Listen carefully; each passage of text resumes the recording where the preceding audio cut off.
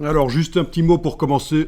Donc, les images que vous faites là avec du texte, on a appris à faire des images avec du texte par-dessus.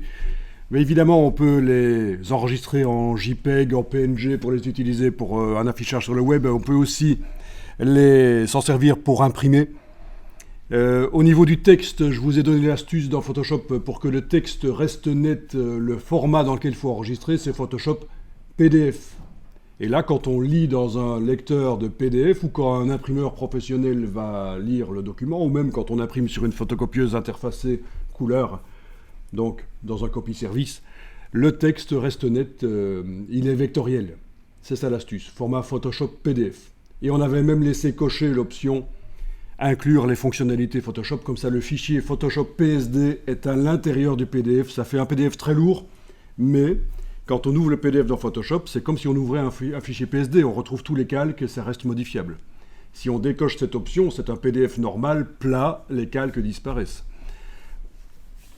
Alors, au niveau des choses que vous pouvez imprimer, il y a bien sûr, je pense, en premier lieu, ce qui pourrait vous intéresser, c'est les flyers. Il faut savoir que le monde de l'impression est un peu en crise, puisque bien sûr le numérique, l'affichage sur écran, les smartphones prennent le dessus.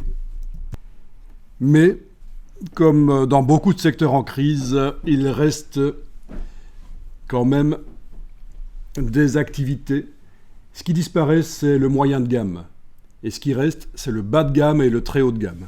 Donc le très haut de gamme, l'impression pour le très haut de gamme, les magazines de haut de gamme, les publications pour des catalogues d'exposition, tout ça, ça va rester. Et le très bas de gamme, les publicités imprimées dans les boîtes aux lettres, les flyers, tout ça, ça a toujours, pour l'instant, ça... Mais ce qui disparaît, c'est plutôt les journaux, les magazines de moyen de gamme. Tout ça, évidemment, c'est en crise. Donc c'est souvent comme ça. Quand il y a une crise dans un secteur, il y en a qui arrivent à s'en sortir avec des marchés de niche, le haut de gamme et le bas de gamme. Et donc les flyers, c'est toujours d'actualité, là, en 2023. Donc flyer, c'est évidemment un format recto verso, imprimé recto verso, voire même parfois seulement d'un côté, mais voilà, si on ne veut pas vraiment trop jouer à l'économie, c'est du recto verso la plupart du temps. Vous connaissez tous les flyers, bien sûr, vous en avez vu pour des soirées, pour des magasins, etc. Il y a d'autres choses qui sont connues, ce sont les triptyques. Alors, triptyque, ici, j'ai tapé le mot triptyque en français, et bien sûr, je tombe sur des triptyques qui est le nom qu'on donne aux tableaux, aux œuvres peintes qui sont en 3 parties.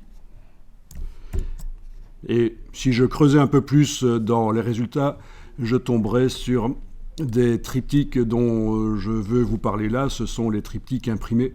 Alors, j'ai tapé le mot en anglais dans un autre onglet ici. Le mot en anglais, c'est trifold. Donc, ça veut dire plier. Et c'est 3 panneaux. Fold, c'est plier. Et tri, c'est 3. Donc, vous connaissez tous également ce genre de choses, des impressions comme ça. Donc ça peut être sympa. Ça demande bien sûr que chez l'imprimeur, après l'impression, il y a un système de finition qui plie tout seul. Ne faites pas comme j'ai vu parfois où on fait travailler des secrétaires dans des entreprises à plier les papiers en 3. D'abord, c'est plus mal fait que si c'est une machine qui le fait. Et en plus, c'est quand même insultant et réducteur de demander à des gens pendant toute une journée de plier en 3 des papiers. Donc c'est automatique, évidemment, la pliure. Si je vous en parle, c'est parce qu'il y a une erreur habituelle que je voudrais que vous évitiez si un jour vous faites des triptyques, si vous concevez des triptyques, que ce soit dans Photoshop ou d'autres logiciels. C'est que, en fait, l'idée c'est qu'il y a un des panneaux qui se replie à l'intérieur et puis l'autre qui vient se replier par-dessus, on est d'accord?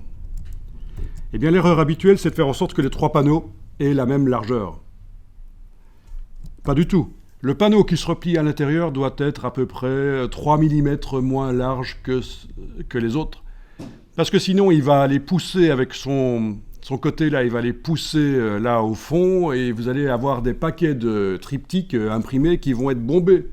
parce que ça va jouer, il va y avoir de la force qui va jouer à l'intérieur. Donc c'est juste ça que je voulais vous dire. Si vous concevez un jour un triptyque, ne faites pas l'erreur habituelle. Il faut vraiment que le panneau qui se plie à l'intérieur soit moins large en fait, moins large. Bon, chose qui ne posera pas problème si le triptyque se plie de manière différente, ce qu'on appelle l'accordéon. Donc c'est évidemment ce genre de choses. Triptyque accordéon.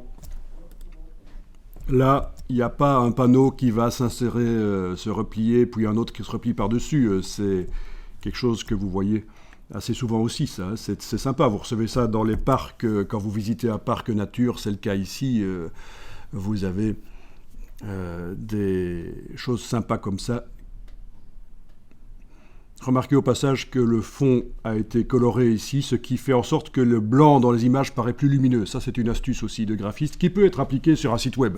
Si vous avez un site web avec un fond blanc, ne le faites pas réellement blanc, faites-le plutôt gris, et vos images vont avoir l'air plus péchues, plus lumineuses. Au passage, voilà, j'en profite pour vous dire ça. Voilà, le blanc ici du ciel a l'air encore plus blanc si autour le papier n'est pas réellement blanc. Donc c'est de l'encre qui vient sur le papier, bien sûr, c'est dans le logiciel qu'on choisit d'avoir ça. Donc très créatif et intéressant, et comme vous avez vu sans doute tout à l'heure sur une des pages web que j'ai montré, vous avez plein d'entreprises en ligne qui vous proposent d'imprimer vos choses. Donc vous n'êtes pas obligé de passer par un imprimeur de ville chez qui vous allez, que vous rencontrez, avec qui vous parlez. Maintenant, ça se fait de plus en plus de commander ça, bien sûr, par le web. Et alors, ils ont des templates, ils vont même vous livrer des documents vierges que vous n'aurez plus qu'à remplir, éventuellement. Ça peut être des documents PSD, des documents Photoshop, que vous n'aurez plus qu'à remplir.